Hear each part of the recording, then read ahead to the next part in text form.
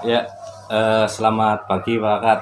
Selamat pagi. Oke, seperti yang kita agendakan hari ini, bahwasanya kita akan berwawancara sesuai dengan jadwal saya sebagai calon guru penggerak, wawancara dengan kepala sekolah tentang cara pengambilan keputusan yang di sini ada keterkaitannya dengan D5 etika. Nah, gimana kabarnya hari ini Pak? Sehat Pak? Alhamdulillah. Nggih. Bisa bertatap muka lagi. Nggih. Jadi ada beberapa pertanyaan nih Pak terkait dengan kasus-kasus yang merupakan dilema etika dan rujukan moral yang biasanya terjadi di sekolah kita. Jadi selama ini kalau ada kasus-kasus nih Pak, Bapak mengidentifikasi kasus itu yang merupakan dilema etika atau rujukan moral Pak? Mengenai dilema etika dan rujukan moral, ini biasanya kan kita harus mengidentifikasi masalah tersebut. Tapi sebelum mengidentifikasi, kita harus tahu dulu definisi dari dilema etika dan rujukan moral. Bahwa dilema etika itu bahwa di situ biasanya seseorang akan dihadapkan dengan suatu masalah yang sebenarnya masalah itu benar dengan moral tapi bertentangan. Nah, kemudian ada rujukan moral tadi ya, rujukan moral tadi bahwa itu kita harus membuat suatu keputusan bahwa keputusan itu harus ada yang benar dan ada yang salah, tetapi tidak merugikan dari kedua belah pihak. Jadi baru setelah itu kita identifikasi masalah tersebut tadi sesuai dengan definisi tadi. Jadi harus benar-benar diidentifikasi Pak ya. Jadi kalaunya ada masalah selama ini nih, bagaimana nih Bapak menjalankan cara pengambilan keputusan di sekolah, terus terutama untuk kasus-kasus itu di mana ada dua kepentingan nih Pak, sama-sama benar dan sama-sama mengandung nilai-nilai kebajikan nih, gimana tuh Pak? Ya, salah satunya tadi identifikasi masalah tadi tetap, kemudian kita cari atau kita kumpulkan dari pihak-pihak yang terkait. Nah, kita cari langkah-langkahnya supaya nanti dari pihak yang terkait kita tahu masalah tadi, sehingga nanti kita bisa mengambil suatu keputusan itu tidak merugikan dari kedua belah pihak. Jadi dari yang berkepentingan atau yang terkait dari hal tersebut kita harus gali dulu masalah tersebut. Terus ini tentunya Pak dalam mengambil keputusan nih Pak ya, ada langkah-langkah nih. Terus langkah-langkah atau prosedur seperti apa sih yang Bapak lakukan selama ini dalam mengambil keputusan Pak? Nah, pertama tadi setelah kita tahu kemudian masalahnya tadi seperti ini, kita kemudian kumpulkan baik dari tim sekolah atau dari tim komite dan lain sebagainya, kita mintai pendapat tersebut. Bagaimana sebaiknya masalah ini nanti atau kita putuskan supaya tidak ada yang salah satu dirugikan, bahwa tadi nanti ada yang merasa benar. Nah, itu ada yang merasa salah, tidak ada yang dirugikan, kita ngambil seminimal mungkin. Jadi intinya kita harus membawa atau melibatkan Pak ya banyak dari pihak-pihak baik dari nanti guru dan lain sebagainya yang ada, orang tua juga bisa, dari wali murid yang lainnya untuk dimintai pendapat tersebut. Jadi selanjutnya nih Pak, hal-hal apa aja nih Pak yang Bapak anggap nih efektif untuk pengambilan keputusan dalam kasus-kasus dilema etika ini? Nah, supaya kasus-kasus ini bisa diselesaikan dengan cara yang efektif, tadi kita tidak ada rencana, yaitu spontanitas kita dari kita sudah mengetahui tadi objek masalah kita, tergantung apa tadi masalah di lapangan tadi. Setelah itu tadi dari tim sekolah atau tim manajemen tadi kita mintai pendapat untuk mengambil keputusan tadi. Jadi kita secepat mungkin hal itu harus kita atasi supaya tidak melebar kemana dengan berbagai pertimbangan dari tim manajemen sekolah, baik dari nanti guru ataupun nanti dari pihak orang tua.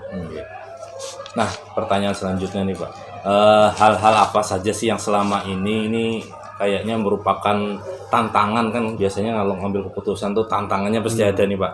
Jadi apa sih yang terberat dalam kasus ini, tantangan mengambil keputusan pada kasus-kasus di 5 ITK Pak? Nah, ini tantangan yang terberat biasanya, karena kita mengambil keputusan itu tidak mesti harus diterima oleh semua pihak, pasti ada pro dan kontra. Itu jelas bahwa tantangan terberatnya bagi kita ngambil A, belum tentu yang satunya setuju dengan demikian. Maka itu untuk menghadapi itu kita ambil sekecil mungkin resiko itu, sehingga kedua belah pihak nanti kita yakinkan bahwa inilah keputusan kita bersama, baik dari pihak yang satu dengan pihak yang kedua itu sama-sama menyetujuinya. Jadi kita yakinkan dari kedua belah pihak itu supaya bisa menerima, paling tidak sedikit menerima, tidak bertolak belakang. Supaya enak gitu. Supaya enak ya. Jadi kan ini pada saat nih sampean dapat kasus, terus ada nggak pas dapat kasus ada penjadwalan tersendiri atau tata kala atau jadwal tertentu yang dijadikan sebuah penyelesaian kasus di 5 ITK? Apakah Bapak ini langsung menyelesaikan di tempat atau ada dijadwalkan di hari kemudian untuk menyelesaikannya dalam bentuk prosedur atau seperti apa Pak? Biasanya kalau kita terjadi kayak kemarin ada kasus, kita nggak lama-lama memendam kasus itu, jadi langsung saja kita jadwal itu, maksudnya jadwal nggak ada jadwal yang terjadwal secara khusus. Jadi kita mendengar, kita melihat ada kasus, segera kita selesaikan dari pihak-pihak tadi, kita panggil atau kita datangi atau kita cari informasi bagaimana kasus tersebut. Nah, kemudian jadwal yang terjadwal itu sebenarnya tidak ada, jadi langsung saja secara spontan langsung kita atasi secepat mungkin supaya kasus itu tidak berlama-lama, supaya tidak menjadi heboh dan sebagainya. Jadi segera kita atasi gitu. Kalau berlarut-larut heboh bisa jadi viral, nanti masalah lain malah tambah masalah. Jadi secepat mungkin kita selesaikan itu. Perlu jadwal yang langsung ada masalah langsung spontan kita selesaikan itu. Jadi langsung spontan aja Pak, tanpa menunggu waktu yang berlama-lama. Jadi terus adakah kira-kira Pak seseorang atau di sini ada faktor-faktor yang selama ini mempermudah dan membantu Bapak mengambil keputusan dalam kasus di 5 ITK ini Pak? Yang jelas faktor-faktornya adalah dukungan dari rekan-rekan kita, dari guru-guru kita, dari komite ini sangat mendukung bahwa kalau ada sesuatu itu langsung diselesaikan Pak, supaya nggak terjadi masalah. Itu jelas tadi bahwa faktornya adalah guru-guru yang ada di sekolah tersebut, termasuk juga komite juga sangat mendukung. Itu yang membuat kita semangat gitu. Jadi ibaratnya dari kepala sekolah, guru, komite, ibaratnya kerjasama lah semua. Nah, pertanyaan terakhir nih Pak, dari semua hal yang telah Bapak sampaikan ini, dari pembelajaran apa yang dapat Bapak petik dari pengalaman Bapak mengambil keputusan dalam permasalahan di 5 ITK ini?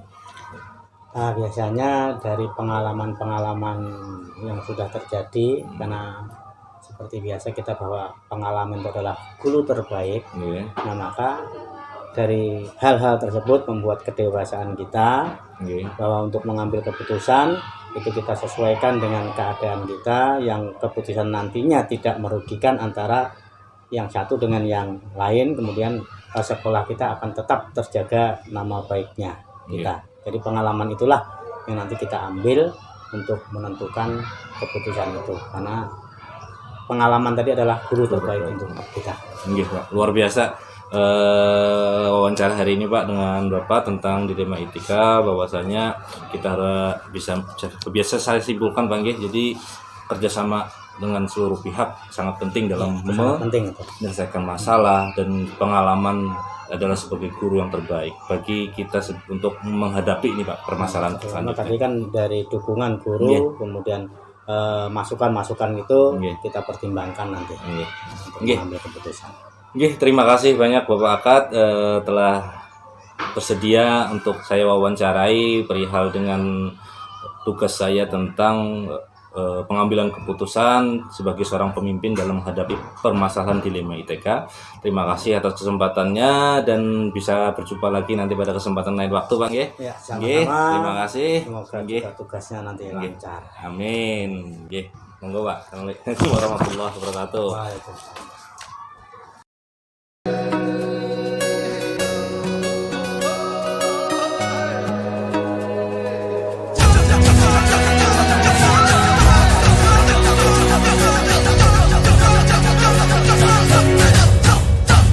Kita belajar Pancasila, kita bernafas dalam sila-silanya.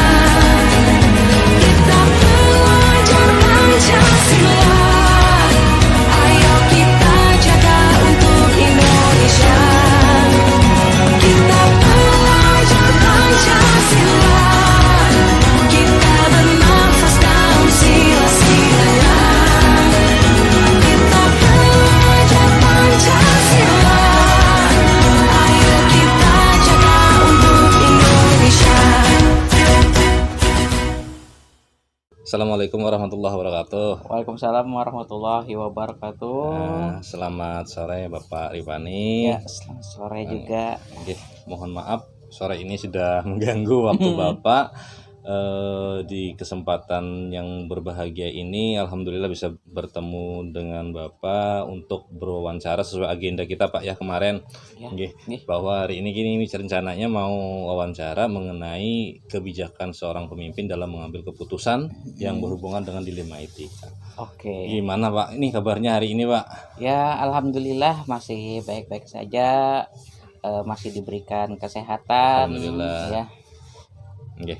Alhamdulillah Pak lah. Jadi istilahnya mohon maaf nih mengganggu karena di tengah kesibukan kita Iya. masing-masing kan sibuk, saya sibuk. Jadi kita bisa bertemu di tempat yang luar biasa ini. Mudah-mudahan selalu diberkahi oleh Allah Subhanahu wa taala Pak Amin ya. ya rabbal alamin. Jadi Pak, kita berbincang-bincang santai mengenai kebijakan seorang pemimpin nih Pak. Kira-kira Ya. yang selama ini Bapak dalam menghadapi kasus-kasus nih Pak. Jadi mengidentifikasi kasus-kasus itu berdasarkan dilema ITK atau kebijakan moral Pak. Oke. Dari sekian banyak kasus ya, mungkin semua orang pasti atau terlebih lagi ke sebuah instansi itu setiap orang pasti memiliki kasus atau dilema-dilema tersendiri. Ya. Namun di sini saya mengidentifikasikannya ini dari dilema sebuah etika ataupun moral itu. Ya. Yang pertama itu dilema etika ya. Dilema etika ini berkaitan dengan mungkin berkenaan dengan kasus-kasus yang sudah merana hukum gitu. Sedangkan untuk bujukan moral ini merupakan masalah yang apabila dilihat dari satu sisi itu memiliki kebenaran dan juga namun di sisi lain memiliki salah. Tapi sebaliknya lagi, satu sisi ada yang salah, atau sisi juga merasa benar. Jadi mereka itu memiliki kebenarannya masing-masing, tapi ada sedikit mungkin yang perlu disesuaikan ya, apa mungkin karena keadaan ataupun kondisi yang lainnya. Nggih. Oh, begitu Pak ya. Jadi kalau untuk selama ini nih Pak, Bapak nih menjalankan pengambilan keputusan di sekolah Bapak, terutama untuk kasus-kasus di mana ada dua kepentingan nih Pak, yang sama-sama benar, kadang ada yang sama-sama sama-sama mengandung nilai kebajikan nih Pak. Ini bagaimana menyikapi hal seperti itu? Oh ya, berkaitan dengan ini sebenarnya ini mungkin terjadi juga pada sekolah-sekolah lain. Nah, yang saya temukan itu kebanyakan orang yang memiliki masalah dilema etika ini, moral ini ya, dia itu memiliki kelebihan di sekolah tersebut, kelebihan. Namun dia memiliki kekurangan juga di bagian mungkin rumahnya jauh, sehingga dalam pelaksanaan atau apapun hal yang dia lakukan itu dia itu memiliki kelebihan. Contoh seperti bendahara, Bos. Iya. Tidak semua orang bisa melaksanakan Melaksanakan, Pak, ya. tugas Tugas. sebagai bendahara. Nah, buktinya kan ada saling dorong-mendorong bendahara, Bos. Nah, bendahara, Bos itu memiliki kerja lebih daripada guru-guru yang lain. Nah, sehingga kadang keberangkatan ke sekolahnya terkendala. Nah, apabila guru yang lain ya yang tidak memiliki tanggung jawab seperti itu, mungkin dia merasa oh itu bendahara gak apa namanya, lalai tugasnya. Nah, berarti kan di sisi guru lain salah. Nah, tapi untuk bendahara sendiri memiliki kebenaran bahwasanya saya mengerjakan ini demi sebuah sekolah. Nah, itu untuk dilema sama-sama benar itu ya anunya, dan juga ada juga sama-sama salahnya. Iya. Nah, untuk itu sebagai kepala sekolah harus membijaksanai ya. Kita memberikan sebuah, jangan menekan bahwa untuk bendahara terlalu dikekang anunya, biar mereka dengan caranya mereka sendiri bekerja. Nah, yang diharapkan semua proses kegiatan atau pekerjaan yang dilakukan orang yang dalam ketika istimewa di sekolah tersebut itu jangan sampai mereka dikecewakan gitu. Dan guru lain juga jangan seperti itu. Dalam artian memotivasi atau perlu mau belajar saling, karena dalam suatu instansi itu saling memberikan penguatan, bukan saling menjatuhkan gitu maksudnya ya. Luar biasa nih, Pak. Jadi istilahnya kita dalam hal apapun harus saling menguatkan, Pak ya. Jangan adanya saling menjatuhkan satu sama lain. Nanti akan menjadi suatu masalah baru. Iya, bahkan sampai masalah dikira bujukan moral malah kembali ke etika. Tapi mudah-mudahan ya selama ini tidak pernah menemui lagi kasus masalah dilema moral dengan hanya dalam suatu sekolah. Tapi mudah-mudahan dengan adanya kebijakan tersebut dan guru dengan yang lainnya itu saling bekerja sama, saling memaklumi ya gitu maksudnya. Ini selanjutnya nih, Pak, langkah-langkah dan prosedur seperti apa nih, Pak, yang biasa Bapak lakukan selama ini untuk mengambil keputusan yang berpijak pada dilema etika seperti itu? Untuk langkah-langkah yang saya lakukan, yang pertama dulu saya mengumpulkan informasi terlebih dahulu, apa permasalahannya, di mana masalahnya, kemudian kita setelah mau mendapatkan informasi tersebut kita kumpulkan bersama antara rekan guru. Nah, karena kita kalau misalnya bicara dengan dua mata langsung atau hanya ngomong-ngomong itu kan kita tidak akan mendapatkan solusi ya. Nah, terus sebuah keterbukaan dari rekan-rekan yang lain agar semuanya bisa saling mengerti gitu. Nah, kemudian juga langkah yang berikutnya setelah mengumpulkan orang-orangnya, cari informasi, mengumpulkan orang-orangnya, kemudian kita cari solusi bersama-sama, supaya biar orang Banjar tuh nyaman sama nyaman gitu. Nah, ini sakit jangan bawa-bawaan orang ya. Bujur wae kata orang Banjar mengatakan seperti itu. Jadi istilahnya kita dalam ada masalah ya, ibaratnya kita selesaikan sama-sama lah supaya selesai juga keputusannya itu sebuah keputusan bersama yang enggak ini, Pak ya, menyudutkan salah satu pihak yang ibaratnya terkucilkan lah dengan keputusan yang diambil. Nah, selanjutnya, Pak, ini semakin menarik perbincangan kita hari ini. Jadi hal-hal apa saja nih kira-kira yang membuat dari Bapak yang efektif ini dianggap efektif dalam pengambilan keputusan pada kasus-kasus dilema etika seperti itu? berkaitan dengan selama ini yang saya efektif ya. Iya, Yang pertama saya mengedepankan kenyamanan dulu. kenyamanan. Nah, kenyamanan dalam artian apabila satu pihak nyaman ya, Iya. saling dan pihak lainnya nyaman, Iya. maka akan berjalan dengan baik ya, Iya. tanpa ada prasangka. Keterbukaan juga harus diperlukan Iya. karena kadang mereka itu tidak tahu beban yang disandang oleh ya tadi kan contohnya bendahara bos ya, atau bendahara admin smart presensi juga itu Iya. apa ibaratnya antara berdiri di antara salah dan benar gitu. Nah, Iya.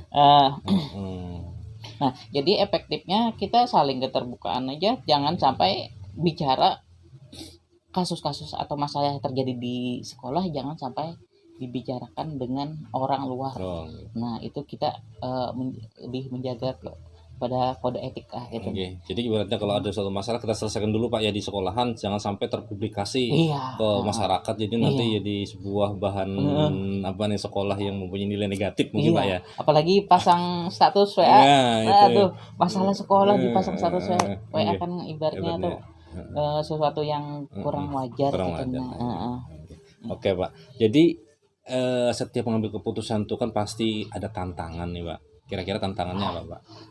tantangannya kita kadang bersikap adil tuh kadang susah ya. Bisa ya.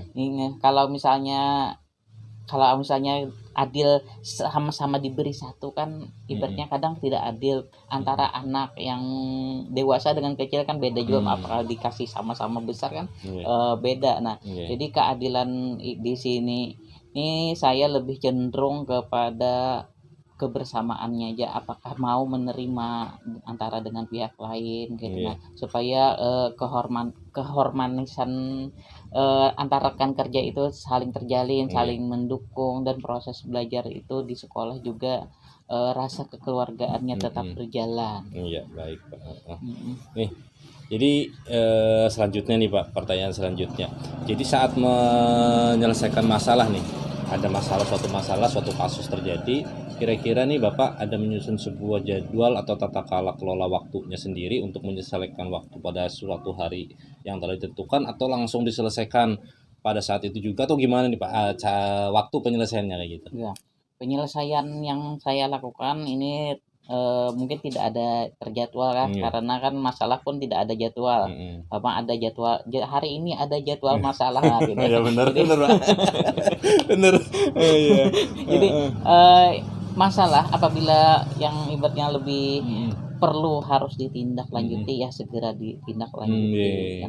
Namun Iya. apabila masih bisa berjalan dilihatkan dibiarkan dulu, dilihat dulu apakah sejauh mana sih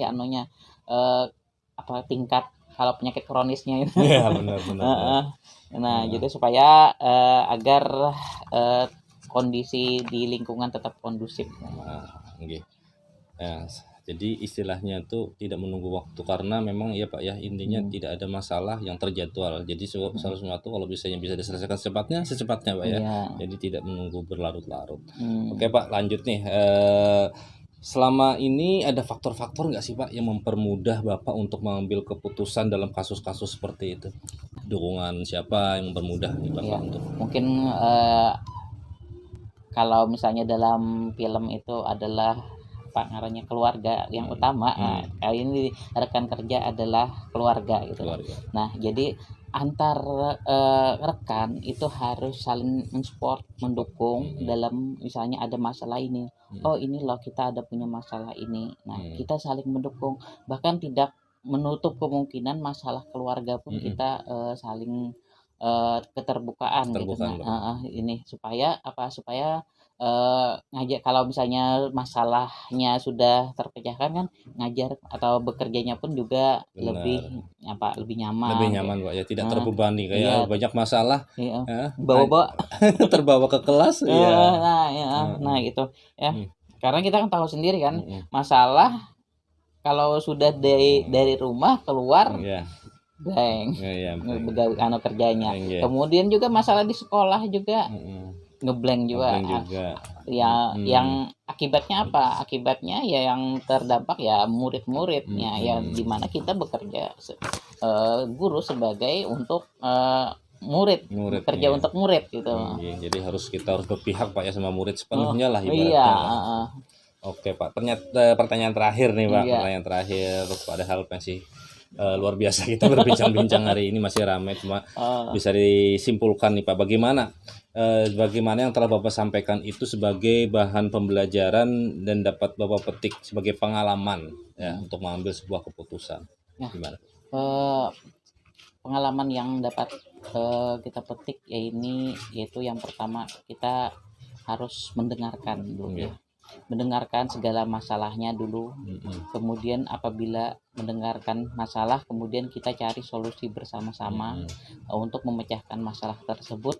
Jangan sampai masalah tersebut menjadi dilema yang sangat besar bagi kita, terlebih-lebih kita lagi sebagai instansi untuk melayani masyarakat, untuk melayani murid. Ya. Nah, karena apabila kita tidak maksimal dalam melayani murid, maka kita mungkin buahnya tidak akan kita petik sekarang, tapi beberapa tahun yang akan datang.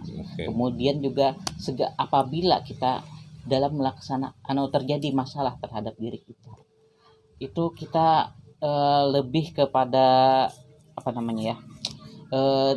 mendekatkan diri kepada Allah gitu. Nah, karena apa? Karena apabila kita dalam kondisi masalah apabila kita makin menjauh, nah kita akan menambahi masalah. Tapi apabila kita masalah dengan mendekatkan kepada Allah, kan ada janjinya kan, segala masalah pasti ada jalan keluarnya. Innamal usri yusra, innamal usri yusra. Benar Pak. Gitu ya. Jadi tetaplah bekerja dengan baik, ikhlas, dan juga tetap semangat mendidik anak bangsa gitu. Ya Pak, alhamdulillah kesimpulan yang luar biasa sudah Bapak sampaikan mengenai pengambilan keputusan sebagai seorang pemimpin untuk mengambil kebijakan yang berhubungan dengan dilema etika, yang sangat menambah wawasan saya ini Pak sebagai calon guru penggerak.